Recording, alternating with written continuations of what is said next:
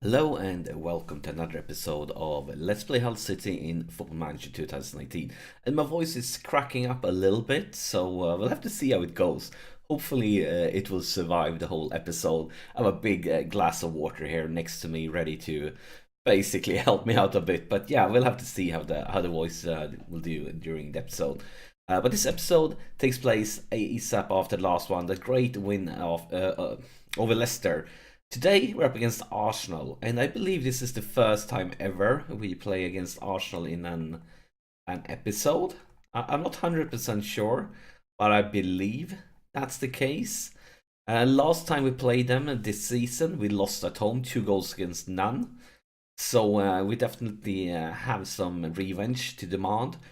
And Arsenal, usually in Football Manager in this version, in other states I've done, they've been a very, very good team, doing a lot better than they have done in real life. But looking at this season, they are struggling a bit.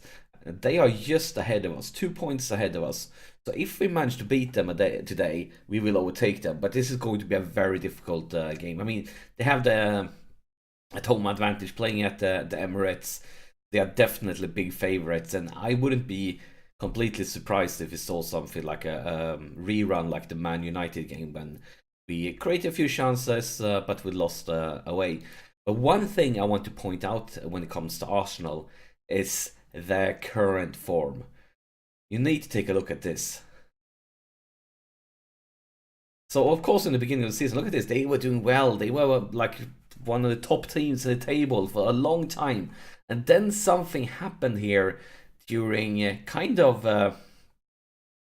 in February, starting with getting destroyed by Barcelona in the Champions League. And look at this thing, they won. You can actually bring this one in, also the draw versus Leicester. In 1, 2, 3, 4, 5, 6, 7, 8, 9. In their last 9 games, they've only managed to win 1. But at the same time, I mean, they have had some really tough challenges. They have played Barcelona twice, they've played Chelsea twice, they played Tottenham away.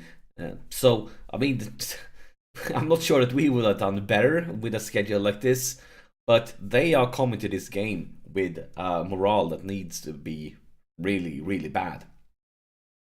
The schedule we have been playing now is pretty tough, which brings us to this. If you sort by condition, quite a few of the lads is lacking a lot of fitness. Quite a few of the guys that normally start games are between like 90 and 95% fitness. Some of them because we have had a very tough schedule, and also some of them just come back from an injury, like Fabregas just back from an injury, for example. And Bowen is out on injury, you know, he picked it up during last game. Koke is still suspended from his red card. One guy that is back is Dembele. Is back after 3 games, a 3-game suspension. So he is like the only guy that's really fit.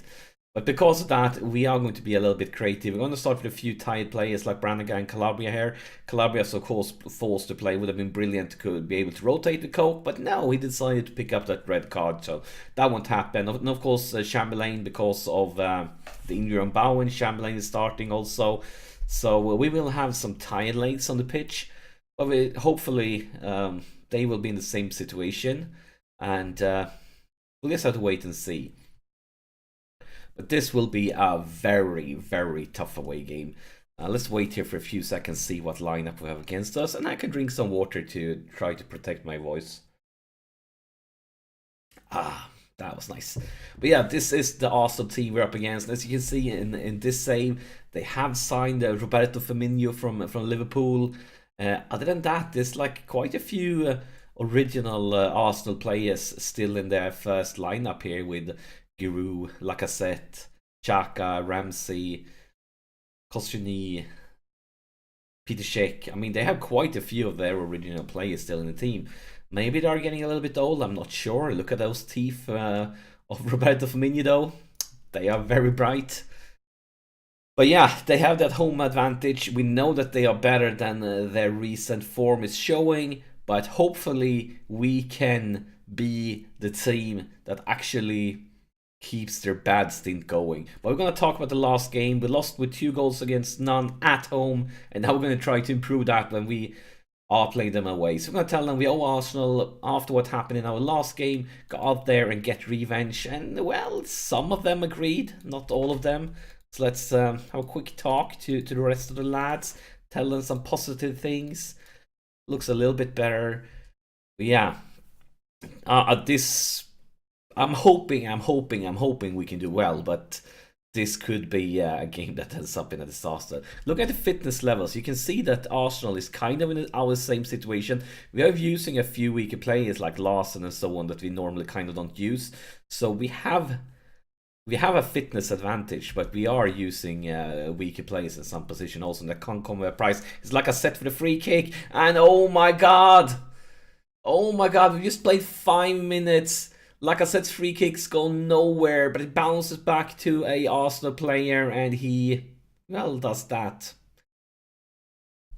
And when we have this away disadvantage, you really want to get a good start to maybe put some pressure on them, and then that happens, nothing. And they are dominating, creating more chances, and also I'm really considering changing around the formation and the instructions if we don't see a result soon. But we are under pressure once again. It's into the box, and oh my god, it's just outside the post there by Lacazette. And I'm really worried here. Really worried. I don't want to make changes this early, but I'm really considering it because right now Arsenal is completely dominating things. Look at this, they are creating chance after chance after chance. Can see anything? I mean, they are pretty spread out, a little bit more on the right flank here. We actually dominate the possession. Not dominate, but we have the possession. But nothing happens. We are going to change things around now. We can't just wait and hope and pray that something good will come out of it. So let's go straight up 3 midfielders like this. Box-to-box midfielder.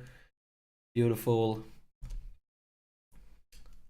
Maybe we should stop trying to retain possession, because I mean, we have only one shot during the whole first half. Like, they are completely dominating things. But here is Larson with the corner, all the way back for Chamberlain for Svensson, and at least we tried. At least we got a highlight. Look at this, another shot. And something is happening ASAP, but once again, it's Brannigan. Brannigan, what will you do? You go for Larson. Larson for Chamberlain. Calabria on the right flank, can he get into the box? Yes, he can. And oh my god, look at this! Lapadula. I'm not sure we deserve this one, but Lapadula, our goal-scoring machine, he scores once again, and he's been scoring quite a few goals this season. I mentioned that in an earlier episode that for a short time he was actually the top goal scorer of the league. He's not right now. I think he's like 3 goals behind or something, 3 or 4 goals behind the top goal scorer, but still he's having a really good season, have scored a lot of goals. That was a very desperate pass from Calabria. We're under pressure just before the halftime whistle. It's like I said, beautiful save by Joe Hart, and it's cleared. Oh my god, that could have made a. Oh my, it's a highlight ASAP. No, come on, guys, come on, please, pretty please, guys, we can do it. We can turn this around. Like I said, into the box, and Giroud just before halftime. Look at the clock, 1 minute remaining. If we would have gone to halftime after scoring that equalizer, even though we kind of didn't deserve it, would have been such a moral boost. The guys would be fired up. They would see that it wasn't possible. But now instead, we're going to go to the halftime break. Just feel like we got punched in the teeth. And that's going to be a huge difference. And some water for my voice. But we are going to tell them aggressively. We can't be like, we really can't be pleased with this first half. We really can't, and most of them agree. Now the question is, do you want to change anything around? We have been trying to retain possession. I'm going to try, just see what happens if we go for more direct passes instead, trying to speed things up. Will it be worse? Will it be better? I have no idea, but we need to try it. We need to try something, see if we can get some better results out of the way we are playing. That was a very optimistic long pass though, nowhere near anybody. And we actually kind of, come on guys. We still have the possession, even though we no longer try to retain it. Svensson has picked up a potential injury, so I might remove him soon.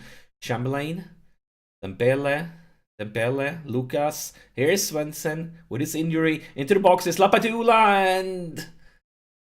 well, that was a little bit too easy for Peter Cech. Well, at least we managed to create something. We have to remember that. We managed to create something, and that's good. Clock is ticking and ticking. I think I'm gonna go 2 strikers here. I think it's time for something like that. So let's pause it. Keane has been out with an injury. Just like both him and Fabregas just come back from injuries. So they are lacking fitness, not because they just played, but because they just came back. So we're gonna go 2 strikers here. Bring in Keane, so a second striker, and see if this comeback kid can give us something nice. We'll have to wait and see. And then I think I'm gonna change you guys around. I'm gonna use you as an advanced playmaker. We want to make another sub. Chamberlain is playing like complete garbage, but without Bowen on the bench, I don't feel like we have a great option. I might considering replacing him, but not now. But we will replace Svensson. We're not going to risk his injury anymore. So let's bring in Gnabry. I mean, Gnabry is a former Arsenal player. He should have the passion and be motivated to play like a god against his former team. Because he needs to be a little bit extra motivated. Because he's taking away, though. Actually going to pause this. We are going to be attacking. Because just ticking and ticking and ticking. Come on, game. Nothing at all. We have one last sub. We need to make it count. I think we're going to focus on who's tired. Brannigan, you will be replaced. Let's bring in Afonso Sosa. I'm going to change things around. Then Bella will be focusing on defense. Sosa will be focusing on attack. Let's have a team talk. Want them to push forward, and with 9 minutes remaining, we might as well go overloading, and we might as well not go route 1 because it usually just means that they are going to kick it away. But we have 2 guys up on top. We might as well change, trying to just bump it into the box like classic old school English style long balls. The clock is ticking and ticking. Nothing happens. Come on, game. Not a single highlight. We are creating some chances here, but nothing good enough to give us a highlight. And we are into the last minute of extra time. Can we create something? Firmino's injured. Afonso Sosa with a weak pass. Arsenal picks it up like a set. Intercepted over by Lucas. Beautiful. Kind of trying to reach Keane. Keane into the box. Can he find somebody? Can he find somebody? No, he can't. Got my expectations up. And that was a great chance, and that's a full-time whistle.